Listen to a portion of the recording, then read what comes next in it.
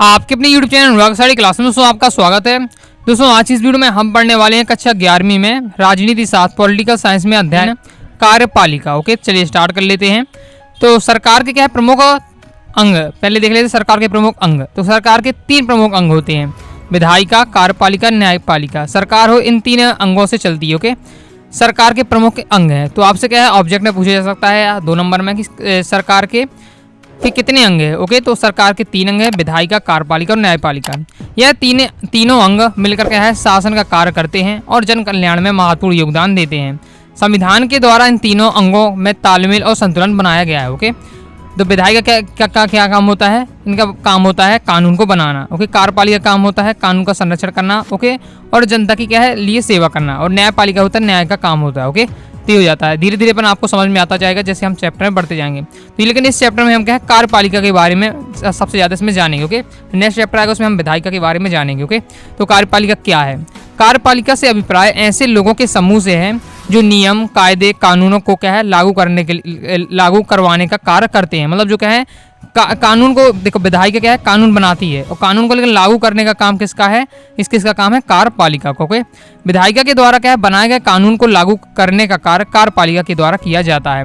कार्यपालिका के अंतर्गत प्रधानमंत्री, राष्ट्रपति, मंत्री और क्या है सरकारी कर्मचारी जो सिविल सेवा के सदस्य होते हैं वो सब आते हैं। ओके, आगे देख लेते हैं। अब देखिए कार्यपालिका में कितनी प्रकार की होती है। कार्यपालिका भी 2 प्रकार की होती है, एक स्थायी कार्यपालिका, एक अस्थायी कार्यपालिका। स्थायी कार्यपालिका में आ जाते हैं जो आपके नौकरशाही हो जाते हैं और सिविल सर्वेंट हो जाते हैं। मतलब जो क्या है जो सरकारी कर्मचारी होते हैं वो सभी होते हैं स्थायी कार्यपालिका में। ओके, स्थायी क्यों कहा जाता है क्योंकि इनका फिक्स रहता है, उनकी जब तक एज होती है कि 60 साल तक आपका रिटायर होना है, इनकी फिक्स एज होती है तभी तक इनका काम रहता है। ओके, तो ये उतना तक कर सकते हैं, मतलब 20 से नौकरी से नहीं निकाला, वो बात अलग अगर किसी कारण से निकाल दिया जाए, बाकी इनका फिक्स रहता है कि जब तक इनकी क्या है 60 साल या किसी के पैसे इसमें सैनिकों में कम होती है। ओके, तो उस हिसाब से जो फिक्स एज होती है उसमें इन्हें क्या है रिटायर दिया जाता है। अस्थायी कार्यपालिका में क्या होता है जो राजनीतिक कार्यपालिका होते हैं, जैसे आपका मंत्री परिषद हो जाता है, राष्ट्रपति, प्रधानमंत्री, मंत्री परिषद, ये सब अस्थायी होते हैं। अस्थायी मतलब इनका क्या है फिक्स 5 वर्ष के लिए ये लोग होते हैं। ओके, 5 वर्ष के लिए होते हैं।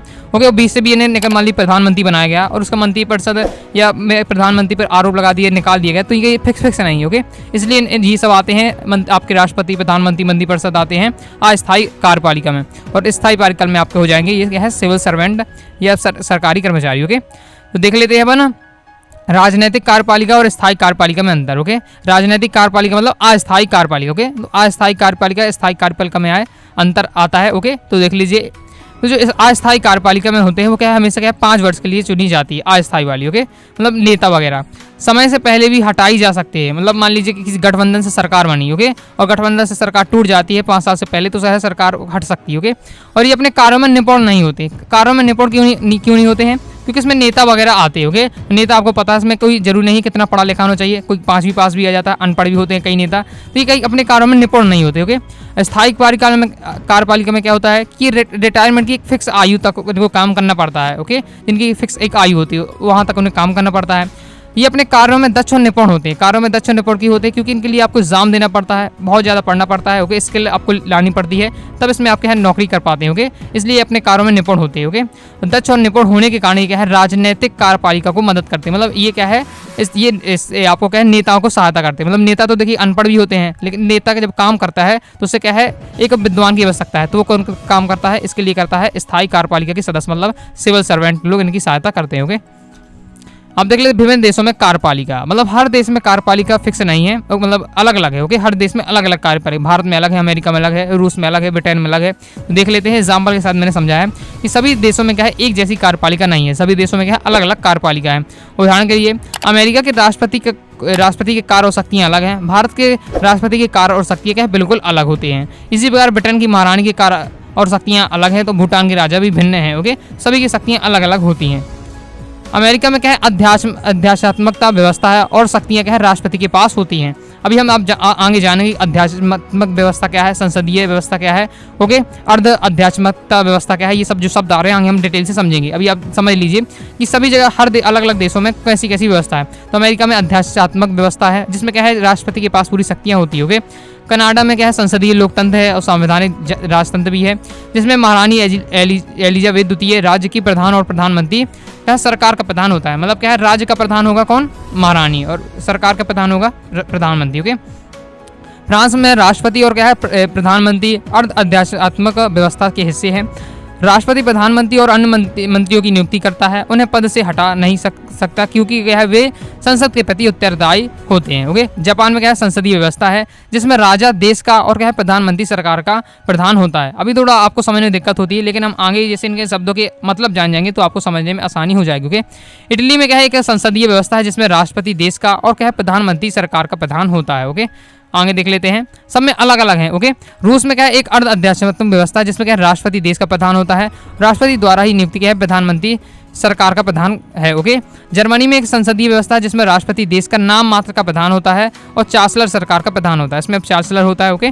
तो देख लेते अब यहाँ से आपको समझ में आएगा कि कार्यपालिका कितने प्रकार की होती हैं। ओके। तो कार्यपालिका 3 प्रकार की होती हैं। पहला है अध्यात्मक कार्यपालिका, दूसरा है अर्ध अध्यात्मक कार्यपालिका, तीसरा हो जाता है संसाधनात्मक कार्यपालिका। ओके। तो अपने भारत में कौन सी, अपने भारत में है संसाधनात्मक कार्यपालिका। ओके। देख लेते हैं, डिटेल से समझ लेते हैं। ओके। तो संसाधनात्मक कार्यपालिका क्या है कि सरकार का प्रमुख प्रधानमंत्री हो। आपने देखा अपने देश में क्या है प्रमुख कौन है, प्रधानमंत्री है। जो राष्ट्रपति वो नाम मात्र, उसमें शक्तियाँ होती हैं। ओके। वो नाम मात्र कहा जाता है, जबकि प्रधानमंत्री क्या है मेन लीडर होता है। ओके। विधायिका के में बहुमत वाले नेता क्या है, विधायिका में बहुमत वाला नेता क्या है नेता होता है, और विधायिका के प्रति क्या है ये जवाबदेह होता है। ओके। अर्ध अध्यात्मक कार्यपालिका में क्या होता है, ये दोस्तों सभी आपको अच्छे तैयार कर लेना इंपॉर्टेंट है पेपर की दृष्टि से। ओके। अर्ध अध्यात्मक कार्यपालिका में क्या है राष्ट्रपति देश का प्रमुख होता है, प्रधानमंत्री सरकार का प्रमुख होता है, और प्रधानमंत्री और उसका परिषद क्या है विधायिका के प्रति जवाबदेह होता है। ओके। इसमें क्या होता है, इसमें विधायिका के प्रति कौन जवाबदेह होता है, प्रधानमंत्री होता है। ओके। नेक्स्ट अध्यात्मक कार्यपालिका, इसमें कौन होता है, राष्ट्रपति देश का प्रमुख होता है। संसाधक में क्या है, संसाधनात्मक कार्यपालिका में प्रधानमंत्री देश का प्रमुख होता है, जबकि आपके राष्ट्रपति इसमें होता है अध्यात्मक कार्यपालिका में राष्ट्रपति प्रमुख होता है। ओके। राष्ट्रपति ही सरकार का प्रमुख होता है। राष्ट्रपति का चुनाव क्या है आम तौर पर प्रत्यक्ष मतदान से होता है, इसमें मतलब जनता स्वयं अपना राष्ट्रपति चुनती है। जबकि संसाधनात्मक में क्या है आपने पता होगा कि इसमें क्या है प्रधानमंत्री को क्या है जनता डायरेक्ट रूप से चुनती है और राष्ट्रपति को अप्रत्यक्ष रूप से चुनती है। मतलब जो लोग जीत जाते हैं वो क्या है राष्ट्रपति को अपने से बनाते हैं। ओके। प्रधानमंत्री को जनता क्या है स्वयं यहाँ चुनती है, जबकि यहाँ अध्यात्मक कार्यपालिका में क्या है राष्ट्रपति को क्या है जनता सीधे चुनती है। ओके। वह विधायिका के प्रति क्या है जवाबदेह नहीं होता है। ओके। ये सब हो जाते हैं, सभी आपको पॉइंट अच्छे तैयार कर लेना है और समझ लीजिएगा। ओके। अब देख लेते हैं भारत में संसदीय कार्यपालिका। भारत में कौन सी कार्यपालिका है, संसदीय कार्यपालिका है। ओके। हर देश में अलग अलग वातावरण है, उसी के अनुसार क्या है उपयुक्त कार्यपालिका सभी ने बनाई। ओके। तो अपने भारत में क्या है संसदीय कार्यपालिका अपनाई गई है। क्यों अपनाई गई उसे हम देख लेते हैं। जब भारत का संविधान लिखा जा रहा था तब भारत को क्या है 1919 और क्या 1935 के अधिनियम के अंतर्गत संसदीय व्यवस्था के संचालन का कुछ अनुभव हो चुका था। मतलब जब देश में अंग्रेज अपना शासन कर रहे थे तो वो कौन सी नीति अपनाए थे, मतलब कौन सी कार्यपालिका अपनाए थे, संसदीय कार्यपालिका में काम करते थे। तो इसलिए जो भारत के नेता है उन्हें क्या है संसदीय कार्यपालिका का अनुभव हो चुका था कि मतलब कैसे देश चल रहा है संसदीय कार्यपालिका की सहायता से। ओके। और देश अच्छे से चल भी रहा था संसदीय कार्यपालिका की सहायता से, इसलिए भारतीय के नेताओं ने सोचा, जो क्या है संविधान बनाने वाले निर्माता थे उन्होंने सोचा कि भारत के लिए उपयुक्त है संसदीय कार्यपालिका उपयुक्त है। क्योंकि आपने देखा पहले यहाँ अपन पहले देख चुके हैं कि यहाँ क्या है तीन कार्यपालिका होती है, तो इनमें से कौन सी उपयुक्त है। तो अपने भारत के लिए क्या है नेताओं ने देखा, संविधान निर्माता ने कि संसाधनात्मक कार्यपालिका सही है, तो इसलिए इसे अपनाया गया है। ओके। ऐसा क्यों है इसे भी हम आगे देख लेते हैं। इस अनुभव से हमने सीखा कि संसदीय व्यवस्था के अंतर्गत कार्यपालिका को जनप्रतिनिधियों के द्वारा प्रभावपूर्ण तरीके से नियंत्रित किया जा सकता है। मतलब इसे क्या है इसमें जनता के नेताओं को सभी को क्या है प्रभावपूर्ण तरीके से नियंत्रित किया जा सकता है। भारतीय संविधान के निर्माता एक ऐसी सरकार चाहते हैं जो भारत की जनता की क्या है अपेक्षाओं के प्रति संवेदनशील और उत्तरदायी हो। इसमें क्या होता है संसदीय कार्यपालिका में, इसमें क्या है जिस सभी मंत्री परिषद हैं और प्रधानमंत्री हैं ये क्या है जनता के प्रति उत्तरदायी होते हैं, जबकि अभी हमने देखा है अध्यात्मक में इसमें क्या है उसमें उत्तरदायी नहीं होते। तो भारत के जो संविधान निर्माता थे वो चाहते हैं कि ये क्या है मतलब क्या है जिम्मेदारी लें ओके जनता की, ऐसी उत्तरदायी सरकार चाहते हैं, इसलिए उन्होंने कौन सा अपनाया संसदीय कार्यपालिका बनाई। ओके। संसदीय कार्यपालिका की जगह क्या है दूसरा विकल्प अध्यात्मक सरकार था। ओके। अध्यात्मक सरकार भी था। ओके। मतलब पहले विचार चल रहा है कि तीनों में से कौन सी अपनाई जाए, तो दूसरा विकल्प कौन था अध्यात्मक सरकार। देख लेते कैसी अध्यात्मक सरकार।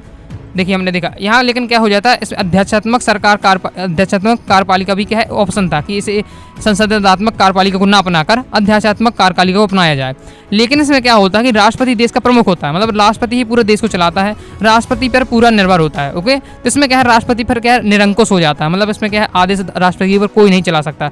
मान लीजिए कोई राष्ट्रपति क्या है खतरनाक आ गया तो पूरा देश भी क्या है बर्बाद हो सकता है। ओके, और जबकि जो अपन ये संसदीय कार्यपालिका इसमें क्या है सभी लोग की अनुमति लेनी पड़ती है। जब भी कोई नियम बनता है तो उसमें मंत्रिपरिषद की भी नियम होती है, फिर प्रधानमंत्री की भी, फिर क्या है आपको राष्ट्रपति की भी जाती है। जब क्या है विधेयक पारित होता है तो उसमें क्या है सबकी जिम्मेदारी होती है, जबकि यहाँ राष्ट्रपति सब निर्णय लेता है। अगर कोई एक सिंगल व्यक्ति निर्णय लेगा तो उसमें क्या है कभी गलत निर्णय भी हो सकता है, जबकि समूह के निर्णय क्या है अधिकतम सही होंगे। इसलिए क्या है संसदीय कार्यपालिका को अपनाया गया। तो मैं आपको सभी रीजन बता रहा हूँ कि भारत में संसदीय कार्यपालिका को क्यों अपनाया गया। ओके, देखिए लेकिन इसमें क्या है अध्यात्मक कार्यपालिका का मुख्य क्या है कार्यकारी के रूप में राष्ट्रपति पर क्या है बहुत बल देती है, उससे सभी शक्तियों का स्रोत मानती है। मैं आपको बता चुका हूँ कि राष्ट्रपति को क्या है अध्यात्मक कार्यपालिका में लीडर माना जाता है, उसी के पास क्या है सभी शक्तियाँ होती हैं। ओके, और अध्यात्मक कार्यपालिका में व्यक्ति को पूजा का खतरा बन जाता है, मतलब व्यक्ति को पूजना पड़ता है। व्यक्ति को पूजना मतलब राष्ट्रपति को इसमें लीडर हो तब राष्ट्रपति ही क्या है कि सभी लोग इर्द गिर्द घूमते हैं। ओके, संविधान निर्माता एक ऐसी सरकार चाहते थे जिसमें एक शक्तिशाली कार्यपालिका हो, तो लेकिन साथ साथ उसमें क्या है व्यक्ति की पूजा पर पर्याप्त निरंकुश लग सके, मतलब क्या है व्यक्ति किसी विशेष व्यक्ति पर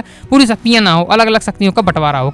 संसदीय व्यवस्था में एक ऐसी अनेक प्रक्रिया है जो यह सुनिश्चित करती है कि कार्यपालिका विधायिका या जनता के प्रतिनिधियों के प्रति उत्तरदायी होगी और उनके नियंत्रण रखेगी। और संसदीय मतलब क्या संसदीय व्यवस्था में क्या होती है जितनी सरकार होती है जो नियम बनाते हैं सभी क्या है जनता के प्रति उत्तरदायी होते हैं, इसलिए क्या है संसदीय व्यवस्था को बनाएगा। ओके, इसलिए संविधान में राष्ट्रीय और प्रांतीय दोनों ही स्तरों पर क्या है संसदीय कार्यपालिका की व्यवस्था को स्वीकार किया गया, मतलब केंद्रीय लेवल में भी और राज्य लेवल में भी किसे अपनाया गया संसदीय कार्यपालिका को। इस व्यवस्था के अंतर्गत राष्ट्रपति भारत में राज्य का औपचारिक प्रधान होता है, जबकि प्रधानमंत्री और मंत्रिपरिषद क्या है मंत्रिपरिषद राष्ट्रीय स्तर पर क्या है सरकार को संचालित करते हैं। ओके, भारत के संविधान में औपचारिक रूप से संघ की कार्यपालिका की शक्तियां राष्ट्रपति को दी गई हैं, लेकिन वास्तव में क्या है प्रधानमंत्री नेतृत्व में बनी मंत्रिपरिषद के माध्यम से राष्ट्रपति इन शक्तियों का प्रयोग करता है। ओके, मतलब क्या है कि राष्ट्रपति को बहुत सारी शक्तियां, ऐसा नहीं कि राष्ट्रपति को क्या है नाम मात्र का है, लेकिन उसे नाम मात्र क्यों कहा गया है क्योंकि राष्ट्रपति को जब भी अपनी शक्तियों का जब भी उपयोग करना हो तो उसे अनुमति लेनी पड़ती है। किससे अनुमति? प्रधानमंत्री से और मंत्रिपरिषद से। ओके, हर शक्ति का उपयोग करने के लिए राष्ट्रपति को प्रधानमंत्री और मंत्रिपरिषद से क्या है अनुमति लेनी पड़ती है, इसलिए क्या है राष्ट्रपति अपनी शक्तियों का उपयोग नहीं कर पाता। ओके, और उसे क्या हर बार अनुमति लेनी पड़ती है, इसी कारण क्या है नाम मात्र के लिए अपन कहते हैं। ओके, राष्ट्रपति क्या है 5 वर्ष के लिए चुना जाता है। राष्ट्रपति के पद के लिए सीधा जनता के द्वारा निर्वाचन नहीं होता है, मतलब क्या जनता के द्वारा निर्वाचन नहीं होता, ये अप्रत्यक्ष चुनाव होता है। इससे पहले वाले में जो आपका चुनाव वाला चैप्टर था उसमें मैंने आपको बताया था एकल संक्रमण वाला विधि। ओके, और अप्रत्यक्ष चुनाव प्रणाली, वो उन सबसे क्या है राष्ट्रपति का चुनाव होता है। ओके, जनता मतलब जनता डायरेक्ट क्या है अपने राष्ट्रपति को नहीं चुनती। ओके, राष्ट्रपति का निर्वाचन अप्रत्यक्ष तरीके से होता है। इसका अर्थ है कि राष्ट्रपति का निर्वाचन आम नागरिक नहीं बल्कि क्या है निर्वाचित विधायक और सांसद करते हैं, मतलब जिन्हें हम सांसदों को चुनते हैं विधायकों को चुनते हैं वो सांसद में जा मतलब संसद में जाकर के चुनते हैं, राष्ट्रपति को चुनते हैं। ओके, डायरेक्ट क्या है जनता राष्ट्रपति को नहीं चुनती है। यह निर्वाचन क्या है समानुपातिक प्रतिनिधित्व प्रणाली और एकल संक्रमित मत के सिद्धांत के अनुसार होता है। अब ये समानुपातिक प्रतिनिधित्व प्रणाली क्या है और एकल संक्रमित मत के सिद्धांत क्या है, ये मैं आपको क्या है पिछले चैप्टर में समझाया डिटेल से। तो पिछले वाली आपने चैप्टर समझा होगा तो उसमें मैंने आपको डिटेल समझाया है, तो आपको समझ में आ जाएगा। ओके, तो जाकर वीडियो देख लीजिएगा, नहीं देखिए। केवल क्या है संसद ही राष्ट्रपति को क्या है महाभियोग की प्रक्रिया के द्वारा उसे पद से हटा सकती है। महाभियोग केवल संविधान के उल्लंघन के आधार पर लगाया जा सकता है। ओके, मतलब राष्ट्रपति जब एक बार नियुक्ति हो जाती है तो उसे नॉर्मल नहीं 5 वर्ष तक तो उसे हटाया नहीं जा सकता। ओके, केवल एक ही स्थिति है हटाया जब क्या है उसे महाभियोग लगाया जाए। महाभियोग की जो प्रक्रिया है बहुत ही ज़्यादा कठिन है। ओके, महाभियोग भी कब लगता है राष्ट्रपति के ऊपर जब क्या राष्ट्रपति क्या है संविधान के जो नियम है उनका उल्लंघन करे तब महाभियोग लगाया जा सकता है, लेकिन इतना भी आसान नहीं है। ओके, इसलिए आता है देश में अभी तक जब से संविधान बना है तब से किसी भी राष्ट्रपति का महाभियोग नहीं लगाया। ओके, राष्ट्रपति की शक्ति और स्थिति देख लेते हैं। तो राष्ट्रपति का सरकार का औपचारिक प्रधान होता है, उसे औपचारिक रूप से बहुत ही कार्यकारी और विधायी कानून और क्या है अपार शक्तियाँ प्राप्त हैं। संसदीय व्यवस्था में राष्ट्रपति वास्तव में इन शक्तियों का प्रयोग मंत्रिपरिषद की सलाह पर करता है, मतलब क्या है राष्ट्रपति को बहुत सारी शक्तियाँ प्राप्त हैं, कार्यकारी में भी, विधायिका में, कानूनी में भी और आपातकाल शक्तियाँ भी प्राप्त हैं, लेकिन इन शक्तियों को जब भी प्रयोग करना पड़ता है तो उसे क्या है मंत्रिपरिषद से सलाह लेनी पड़ती है। ओके, उनकी अनुमति लेनी पड़ती है। प्रधानमंत्री और मंत्रिपरिषद को लोकसभा में बहुमत प्राप्त होता है और वे क्या है वे ही क्या है वास्तविक कार्यकारी कहलाई जाते हैं, मतलब लीडर मैन महत्वपूर्ण कौन है? प्रधानमंत्री और मंत्रिपरिषद। ओके, अधिकतर मामलों में राष्ट्रपति को क्या है मंत्रिपरिषद की सलाह माननी पड़ती है, मतलब क्या है जैसा मंत्रिपरिषद कहेगी तो वैसा ही राष्ट्रपति को लगभग करना पड़ता है। ओके, राष्ट्रपति के विशेष अधिकार, मतलब राष्ट्रपति के जब देखा मैंने राष्ट्रपति का नाम मात्र का है तो उसके अधिकार कौन से उसके भी हम जान लेते हैं। ओके, तो राष्ट्रपति को क्या है सभी महत्वपूर्ण मुद्दों और मंत्रिपरिषद की कार्यवाही के बारे में सूचना प्राप्त करने का अधिकार है। मतलब क्या है राष्ट्रपति क्या है मंत्रिपरिषद से कोई भी सूचना अगर जानकारी देश के बारे में लेना चाहता है तो ले सकता है। प्रधानमंत्री का यह कर्तव्य होता है कि वह राष्ट्रपति द्वारा मांगी गई सभी सूचना उसे दे, मतलब जो भी राष्ट्रपति को सूचनाएं चाहिए तो प्रधानमंत्री से ले सकता है। ओके, राष्ट्रपति प्रधानमंत्री को पत्र लिखता है और देश की समस्याओं पर विचार व्यक्त करता है। राष्ट्रपति मंत्रिपरिषद की सलाह को वापस लौटा सकता है, उसे अपने निर्णय पर क्या पुनर्विचार करने के लिए कह सकता है। ओके, मतलब उसमें क्या होता है जब क्या है मंत्रिपरिषद नियम बनाती है तो उसमें लास्ट में जब फाइनल नियम बनने का बिल्कुल क्षण आ जाता है तो उसमें राष्ट्रपति के हस्ताक्षर चाहिए पड़ते हैं। तो राष्ट्रपति जब क्या है नियम अगर उसे राष्ट्रपति को सही लगता है, कानून सही लगता है तो साइन कर सकता है। लेकिन मान लीजिए राष्ट्रपति को उसमें कुछ कमी लगती है तो क्या है मंत्रिपरिषद को पुनः विचारण के लिए भेजता है, इसमें क्या है दोबारा विचार करो कि इसमें सही है कि गलत। हो गए, और फिर भी अगर मंत्रिपरिषद क्या है कि इसमें सब कुछ सही है, जो मैंने दिया है वो सबसे सही है, तो राष्ट्रपति को क्या है बाध्य कि उसे क्या है साइन करने ही पड़ते हैं। ओके, ऐसा करने पर राष्ट्रपति अपने विवेक का प्रयोग करता है, मतलब क्या है इसमें विवेक का प्रयोग करता है साइन करते समय। ओके, जब राष्ट्रपति को ऐसा लगता है कि सलाह में कुछ क्या गलती है, मतलब कानून या क्या कानूनी रूप से इसमें कुछ कमियां हैं या फैसला देश के हित में नहीं है, तो वह क्या मंत्रिपरिषद को अपने निर्णय के लिए पुनर्विचार के लिए कह सकता है। ओके, लेकिन क्या मंत्रिपरिषद पुनर्विचार के बाद भी उसे वही सलाह दोहरा दे सकती है, तब भी क्या है तब उसे राष्ट्रपति उसे मानने के लिए बाध्य हो जा सकता है, जो मैं आपको बता चुका हूँ। राष्ट्रपति के पास क्या वीटो की शक्ति होती है, निषेधाधिकार होती है, जिससे वह क्या संसद द्वारा पारित विधेयक धन विधेयक को छोड़कर सभी स्वीकृति देने पर क्या विलंब कर सकता है, ये स्वीकृति देने से मना भी कर सकता है। ओके, मतलब क्या है शक्ति राष्ट्रपति का शक्ति है कि वो क्या है कुछ समय तक विधेयक को रोक सकती है कानून को। राष्ट्रपति उसे क्या है संसद को लौटा सकता है या पुनर्विचार करने के लिए कह सकता है। राष्ट्रपति की नियुक्ति है राष्ट्रपति प्रधानमंत्री की नियुक्ति करता है। ओके, ये लाइन आपको अच्छे से तैयार करनी है, ऑब्जेक्टिव पूछा जाता है कि क्या है प्रधानमंत्री की नियुक्ति कौन करता है, तो प्रधानमंत्री की नियुक्ति राष्ट्रपति करता है। ओके, आगे देख लेते हैं। समानता क्या लोकसभा के बहुमत दल के नेता को क्या है प्रधानमंत्री के रूप में नियुक्ति किया जाता है, लेकिन क्या है यदि चुनाव के बाद भी किसी नेता को लोकसभा में बहुमत प्राप्त ना हो तो यदि मान लीजिए कि जब कोई एक पक्ष ना जीते, ओके, एक पार्टी ना जीते, अब एक ही पार्टी नहीं जीत पाएगी, ओके, मतलब बहुमत ना पावे तो कई पार्टी मिलकर क्या गठबंधन बनाती है। ओके, इस स्थिति में क्या है सब कई पार्टी मिलेंगी तो सब हर पार्टी चाहेगा कि जो प्रधानमंत्री बने हमारी पार्टी का हो। गए ऐसे में कई सारे जैसे मान ली 3 पार्टी मिलकर गठबंधन बनाया तो तीनों पार्टी अपने प्रधानमंत्री के लिए दावा करेंगे। ओके, तो ऐसे में राष्ट्रपति के साथ समस्या आ जाती है कि किस को क्या है प्रधानमंत्री बनाए। ऐसे में क्या कर सकती है राष्ट्रपति अपने विवेक का प्रयोग करके अपने अनुसार बना सकता है। ओके, यदि गठबंधन बनाने के प्रयासों के बाद भी 2 या 3 नेता यह दावा करते हैं कि उन्हें क्या लोकसभा में बहुमत प्राप्त है तो क्या होगा, तो तब क्या है राष्ट्रपति यह निर्णय करता है कि वह किसे प्रधानमंत्री की नियुक्ति करे। इस परिस्थिति में राष्ट्रपति अपने विशेष अधिकार का प्रयोग कर यह निर्णय लेता है कि क्या है किसे बहुमत का समर्थन प्राप्त है और कौन सरकार बना सकता है और कौन सरकार चला सकता है। ओके, फिर राष्ट्रपति अपने स्वयं चुनता है कि किसे प्रधानमंत्री बनाना। ओके, अगर आप क्या है जो नोट्स पढ़ रहे हैं अगर आप पढ़ना डिटेल से PDF इसकी प्राप्त करना चाहते हैं तो आपको क्या है अपनी वेबसाइट anuragsareeclasses.com से प्राप्त कर सकते हैं। बस आपको गूगल पर सर्च करना है anuragsareeclasses.com, वेबसाइट आएगी तो आप वहां से जाकर क्या है PDF डाउनलोड कर सकते हैं। ओके, चलिए आगे देख लेते हैं। टेलीग्राम चैनल को ज्वाइन किया है तो टेलीग्राम चैनल को भी ज्वाइन कर लीजिएगा। अब देख लेते हैं हम राष्ट्रपति की आवश्यकता क्यों है। जब हमने देखा कि राष्ट्रपति क्या है अपने मन से कुछ नहीं कर सकता, उसके पास वैसे कुछ शक्तियां हैं लेकिन उनका प्रयोग क्या है मंत्रिपरिषद की प्रधानमंत्री की उससे सलाह लेनी पड़ती है, उनकी अनुमति लेनी पड़ती है। तो फिर राष्ट्रपति की आवश्यकता है क्यों, ये क्वेश्चन उठता है। ओके, तो इसे जान लेते हैं। यदि सत्ता दल का समर्थन ना रहे ऐसे में मंत्रिपरिषद को कभी भी हटाया जा सकता है। ऐसे समय में एक ऐसे राष्ट्र प्रमुख की आवश्यकता पड़ती है जिसका कार्यकाल स्थायी हो, जो सांकेतिक रूप से क्या है देश का प्रतिनिधित्व कर सके।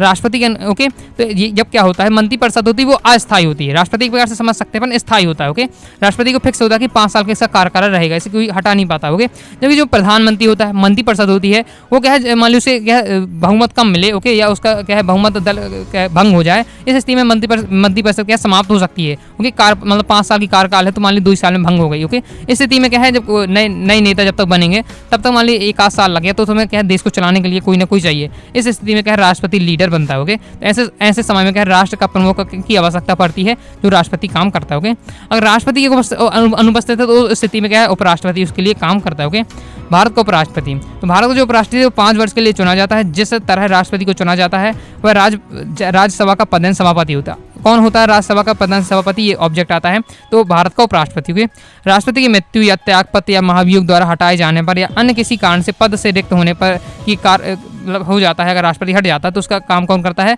उपराष्ट्रपति काम करता है, या उपराष्ट्रपति हो जाएगा। ओके, उपराष्ट्रपति काम करता है। आप देख ले प्रधानमंत्री और मंत्रिपरिषद। ओके, तो प्रधानमंत्री के पास क्या वास्तविक शक्तियां होती है, मतलब रियल में जो शक्ति होती है वो किसके पास होती है? इसमें प्रधानमंत्री के पास होती है। ओके, और वह लोकसभा के बहुमत मत वाले क्या है दल का नेता होता है। ओके, प्रधानमंत्री मंत्रिपरिषद का प्रधान होता है। ओके, मतलब मंत्रिपरिषद होती है, इतने सारे सदस्य होते हैं, लीडर कौन होता है? प्रधानमंत्री होता है। ओके, यदि प्रधानमंत्री बहुमत खो देता है तो उसे क्या है पद खो देना पड़ता है, मतलब पद से उसे इस्तीफा देना पड़ता है। ओके, प्रधानमंत्री यह तय करता है कि उसका मंत्रिपरिषद में कौन कौन मंत्री होंगे। मतलब देखिए बहुत सारे मंत्री होते हैं, जैसे खजाना श्रम मंत्री हो गया, वित्त मंत्री हो गया, ओके, गृह मंत्री होगा, तो ये कौन बनेंगे? इतने सारे होते हैं, लोग में से कौन बनेगा? ये कौन चुनता है? ये प्रधानमंत्री जब चुनता है। ओके, किसे गृह मंत्री बनाना है, किसे खेल मंत्री बनाना है, किसे क्या है श्रम मंत्री बनाना है, खाद्य मंत्री बनाना है, इस प्रकार से। ओके, तो क्या प्रधानमंत्री क्या है मंत्रिपरिषद का निर्माण करता है। प्रधानमंत्री पद की योग्यता क्या है? अगर प्रधानमंत्री पद की योग्यता देख लेते हैं, इंपॉर्टेंट, ये भी पेपर में आता है। तो उसकी आयु क्या है? 25 वर्ष हो चुकी है, मतलब वो क्या है कम से कम 25 वर्ष या उससे ज़्यादा का होना चाहिए। ओके, 60, 70, 80 जितने साल का हो सकता है, लेकिन कम से कम उसे क्या है 25 वर्ष होनी चाहिए। ओके, बहुमत का समर्थन प्राप्त होना चाहिए, भारत का नागरिक होना चाहिए, और यदि प्रधानमंत्री बनने के समय वो क्या संसद का सदस्य ना हो तो उसे क्या 6 महीने के भीतर संसद के सदस्य के रूप में निर्वाचित होना चाहिए। मतलब क्या है अगर जो भी क्या है प्रधानमंत्री बनता है उसे क्या संसद का सदस्य होना चाहिए। लगभग क्या है सभी संसद के सदस्य होते हैं। अगर ऐसा होता है, ऐसी स्थिति आती है जो क्या है संसद का सदस्य नहीं है और प्रधानमंत्री बन जाता है, तो उसे ये शर्त होती है कि 6 महीने के अंदर उसे भीतर क्या है संसद के चुनाव में उसे जीतना पड़ता है और कहीं ना संसद की क्या है सदस्यता लेनी पड़ती है। ओके, ये होता है। अब देख लेते हैं प्रधानमंत्री की शक्तियाँ क्या है। तो प्रधानमंत्री क्या है मंत्रालयों का आवंटन प्रधानमंत्री करता है, मतलब जो मैं आपको बता चुका हूँ मंत्रिपरिषद गठन करता है कि मतलब मंत्रालयों का आवंटन, मतलब गृह मंत्री कैसे बनाना है, खेल मंत्री कैसे बनाना है, ओके, खाद्य मंत्री कैसे बनाना है, इस प्रकार से। प्रधानमंत्री क्या है मंत्रिपरिषद पर नियंत्रण रखता है। प्रधानमंत्री विभिन्न विभागों का तालमेल स्थापित करता है, मतलब संपर्क स्थापित करता है। ओके, मीडिया तक पहुँच, साथ ही मंत्रिपरिषद को क्या है अपदस्थ करना। ओके, मतलब जो सही रूप से काम नहीं करे उसे भी अपदस्थ कर सकता कौन? प्रधानमंत्री।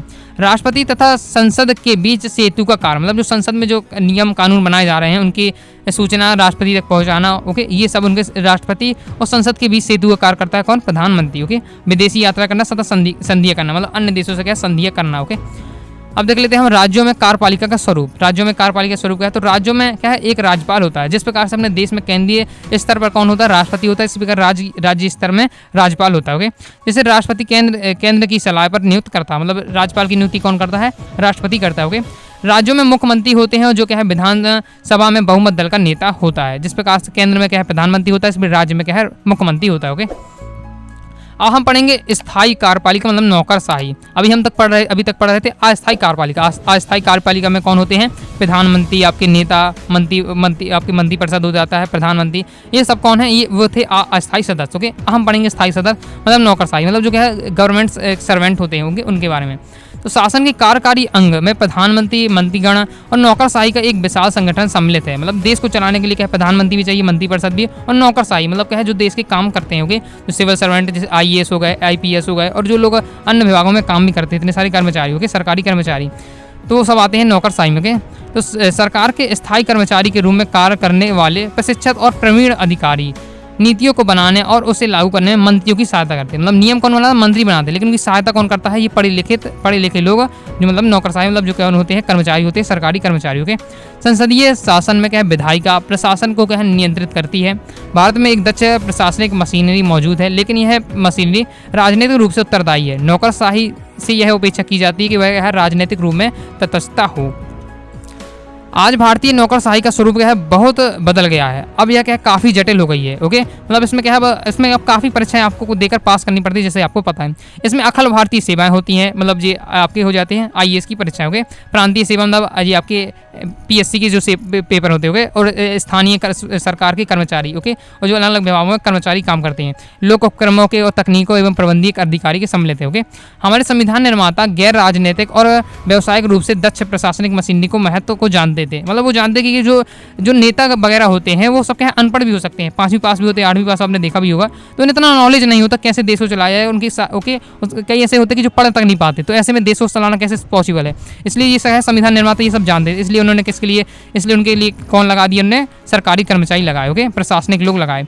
वे क्या सिविल सेवा या नौकरशाही के सदस्य को बिना किसी भेदभाव की योग्यता के आधार पर चयनित किया जाता है। मतलब इसमें क्या है पेपर वगैरह जो आप योग्यता के आधार पर आपको इसमें चयनित किया जाता है। भारत सरकार के लिए सिविल सेवा के सदस्यों की भर्ती की प्रक्रिया का कार्य संघ लोक सेवा आयोग को सौंपा गया है। ऐसे ही लोक सेवा आयोग राज्यों में क्या है, राज्यों में भी बनाई गई है। मतलब जो क्या है जो IAS की जो पूरी निकलती हैं आपकी भर्ती कौन करता है, संघ लोक सेवा आयोग। और आपके हो जाए है जो स्टेट में होता है वो कौन करता है, राज्य लोक सेवा आयोग। ओके, लोक सेवा आयोग के सदस्यों को एक निश्चित कार्यकाल की कार्यकाल तक इनकी नियुक्ति होती है। ओके, उनको क्या सर्वोच्च न्यायालय के न्यायाधीश की जांच के आधार पर ही निलंबित या अपदस्थ किया जाता है। मतलब लोग जो सेवा आयोग के कार्यकाल जो लोग व्यक्ति होते हैं वो उन्हें क्या है, कौन निकाल सकता है, इन्हें केवल निकाल सकता है न्यायालय के न्यायाधीश। ओके, और जांच में ये पकड़े जाते हैं। ओके, भारतीय प्रशासनिक सेवा जैसे IAS ओके तथा भारतीय पुलिस सेवा IPS के लिए उम्मीदवारों का चयन संघ लोक सेवा आयोग करता है। ओके, तो इस प्रकार से हो जाता है अपने चैप्टर कंप्लीट। इसमें और एक बार और देख लेते हैं सिविल सेवाओं का वर्गीकरण। तो अखिल भारतीय सेवाओं में है भारतीय प्रशासनिक सेवा, भारतीय पुलिस सेवा। ओके, केंद्रीय सेवा में हो जाएगी आपकी भारतीय विदेश सेवा, भारतीय राजस्व सेवा। प्रांतीय सेवा में हो जाएगी आपकी प्रांतीय सिविल सेवा। ओके, तो इस प्रकार से अपना ये चैप्टर कंप्लीट हो जाता है आपका कार्यपालिका ओके वाला। आई होप आपको वीडियो पसंद आई। वीडियो को लाइक करें, चैनल सब्सक्राइब जरूर करिएगा। कोई भी दोस्तों आपको डाउट हो कमेंट बॉक्स में आप जरूर पूछ लीजिएगा। और टेलीग्राम चैनल को ज्वाइन किया, टेलीग्राम चैनल को ज्वाइन कर लीजिएगा। PDF नोट्स चाहते हैं तो आप अपनी वेबसाइट anuragastudyclasses.com से आप क्या है प्राप्त कर सकते हैं। ओके, डिस्क्रिप्शन में व्हाट्सअप नंबर दिया है तो आप डाउट पूछ सकते हैं या नोट्स भी आप ले सकते हैं। ओके, मिलते हैं नेक्स्ट वीडियो में, तब तक के लिए बाय बाय।